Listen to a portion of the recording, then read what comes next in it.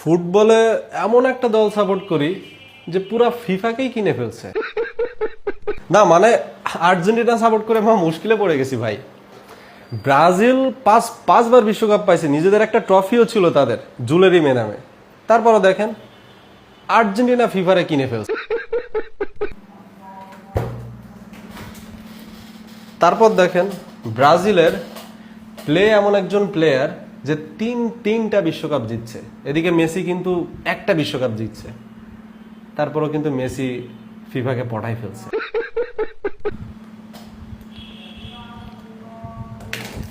আবার দেখেন বিশ্বকাপের একবারে শুরু থেকে, যখন থেকে বিশ্বকাপ শুরু হয়েছে 1930 সাল থেকে, তখন থেকে ব্রাজিল প্রত্যেকটা বিশ্বকাপ খেলছে, একটা বিশ্বকাপেও বাদ পড়ে নাই।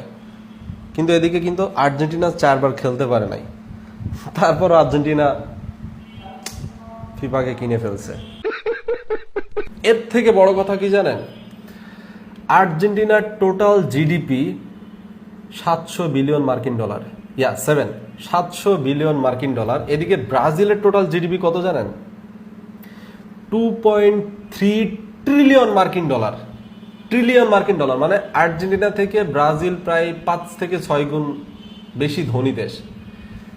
তারপরও ব্রাজিল ফিফাকে কিনতে কেন পারলো না?